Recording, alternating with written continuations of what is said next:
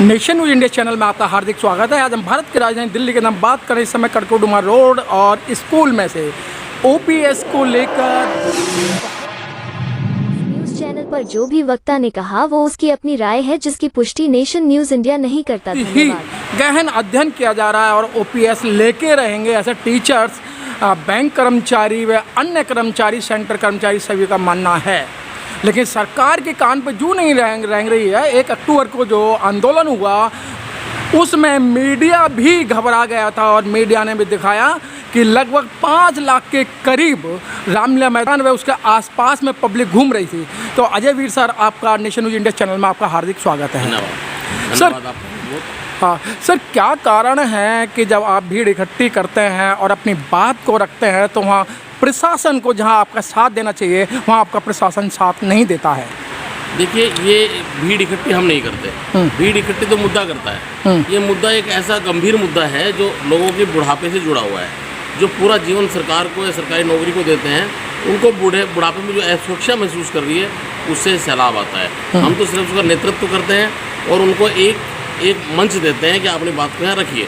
और वो मंच रामलीला मैदान, दिल्ली की राजधानी से बढ़िया कोई नहीं होता। तो वहाँ जब उन्होंने सब लोगों को पता लगा देश से, तो अपने खर्चे से, अपने पैसे से, अपने स्वभाव से वहाँ लोग लाखों की संख्या में एकत्रित हुए और अपनी बात आके उन्होंने रखी। सर, 1 अक्टूबर को जो जिन लोगों को आना था वहाँ प्रशासन ने कुछ गाड़ियाँ भी रद्द कर दी और जो बॉर्डर थे वहाँ आपकी गाड़ियाँ रोकी गई। तो क्या कारण है कि आप जो अपनी बात लोकतंत्र के दायरे में कहना चाहते थे, वो लोकतंत्र वो जो प्रशासन है या शासन है वो आप बात नहीं कहने दे रहा?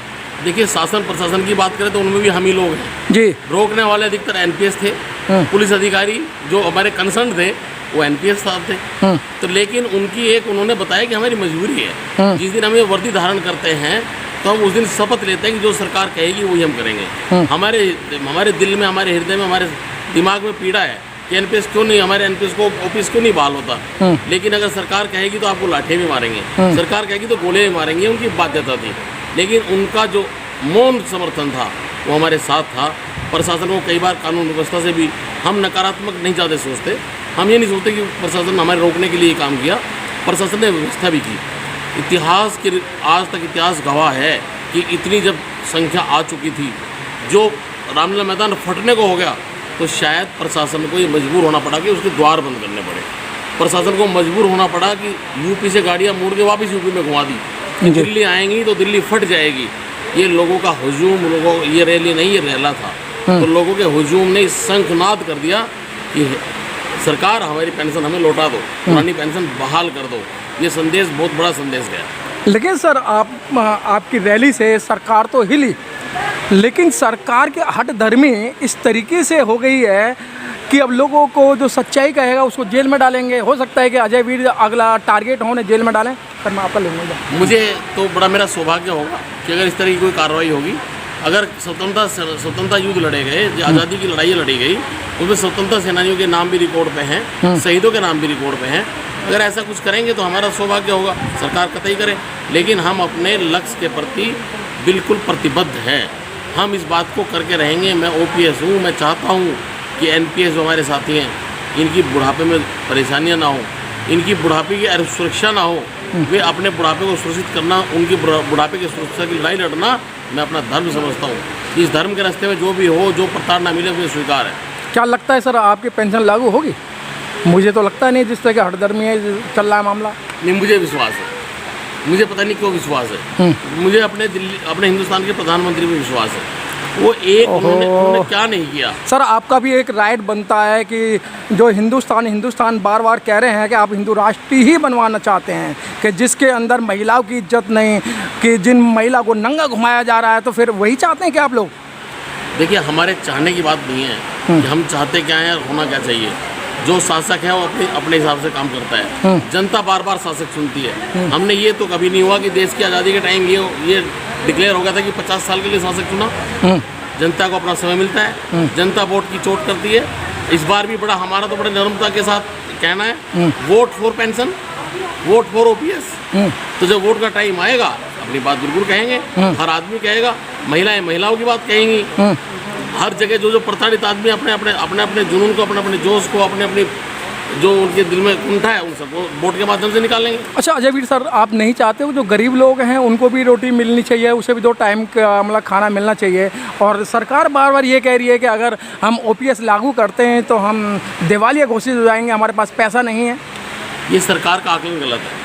हमने एक ज्ञापन दिया, हमने बताया कि एक ज्ञापन जो दिया कि उसमें सरकार को बहुत लाभ है, अगर OPS हमारी बहाल कर दे सरकार बहुत फायदे में है। अगर ऐसे सरकार की रोटी छीनती, जनता की रोटी छीनती, तो आज़ादी के 70 साल के बाद आज ये जो हो रहा है, मतलब 2004 से हुआ, क्या उससे पहले रोटियां नहीं छीनती थी? उससे पहले तो हमारा देश गरीब था। आज तो हमारा देश आर्थिक शक्ति बन चुका है। ये कहना, ये समझाना, ये मानना जनता को बरगलाना है।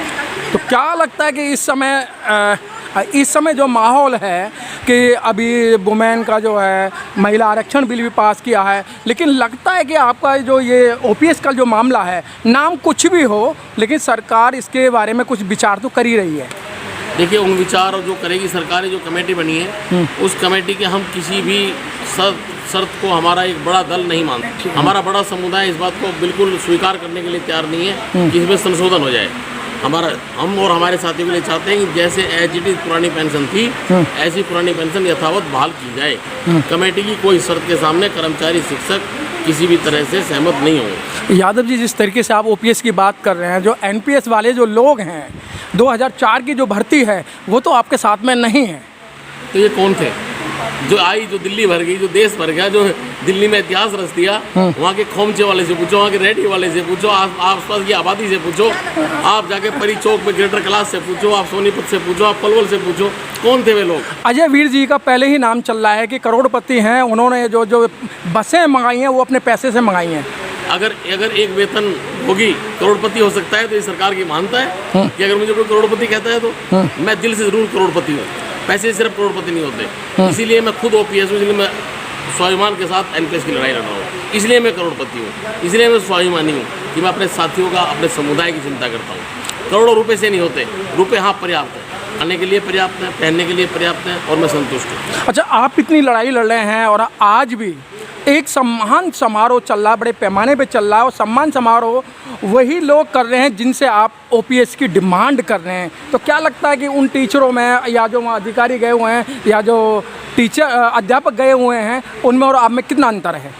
देखिए, हमारे तो अपने दर्द की बात है, हम अपने दर्द को बयान कर रहे हैं। जिसके पैर न फटी बिवाई वो क्या जाने पीठ पराई। हम तो उनके लिए एक ही बात कहना चाहते हैं। और अगर आज वहाँ सम्मान हुआ होगा, जो इस सम्मान की आप बात कर रहे हैं, उस सम्मान में भी ये स्वर जरूर उठा होगा। और उस हर मंच से आजकल OPS की डिमांड है, कोई माने या ना माने, समझे या ना समझे, सम्मान से टीचर बिल्कुल किसी भी तरह से भ्रम में दोबारा डलने वाले नहीं हैं। उनको सम्मान, उनके बुढ़ापे का सम्मान चाहिए, उनको बुढ़ापे की सुरक्षा चाहिए। जो भी गणमान्य आदमी जो सत्ता में आज बैठे हैं, सबसे मेरा आग्रह है कि हमारा सम्मान वही होगा जो हमारी पुरानी पेंशन को बहाल करेगा। यादव जी, चलते चलते आपको इंडिया ही नहीं विदेश के लोग भी देख रहे हैं नेशन न्यूज़ इंडिया चैनल के माध्यम से। सेंट्रल गवर्नमेंट या राज्य सरकार हैं, उन्हें भी पेंशन की ज़रूरत है, तो उनके लिए क्या संदेश देना चाहते हैं आप?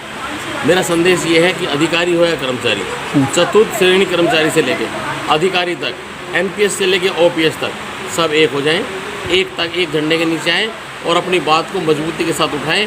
जब लोकसभा चुनाव से पूर्व मुझे उम्मीद है कि अगर अपनी एकता का बल दिखाएंगे सभी साथी एक साथ होंगे, सभी संगठन एक साथ होंगे, तो हमारी सरकार जरूर सुनेगी। और मोदी जी तो मुझे विश्वास आखिरी में कर देते हैं। तो मतलब आखिरी में कर देंगे तो फिर मतलब पुनः उन्हें लाना चाहते हैं, प्रधानमंत्री बनाना चाहते हैं? देखिए, हमारा अभी प्रधानमंत्री बनाना ना बनाना, हमने कहा वोट फॉर पेंशन। हमें मोदी जी अगर हमारी पेंशन देंगे तो हम क्यों नहीं वोट देंगे? तो हमारा ये तो हमने डिक्लेयर कर रखा है। सर, 15 लाख भी रुपए दिए थे, 2 करोड़ नौकरियां दी थी, किसानों का ऋण माफ़ किया था, वो चुनाव से पहले किया था ना सर? देखिए, अलग अलग वर्ग की बात है। अब अनाज भी दे रहे हैं, वो अनाज वाले खुश हैं, जिनको नहीं दिया वो मांगे। हमारी जो मांग है हमने अपनी बड़ी सार्थकता के साथ रखी है, सार्थक निरंतर रखते रहेंगे, सतत हमारा संघर्ष जारी रहेगा और वो जरूर देंगे, ऐसा मेरा मानना है। ठीक है सर।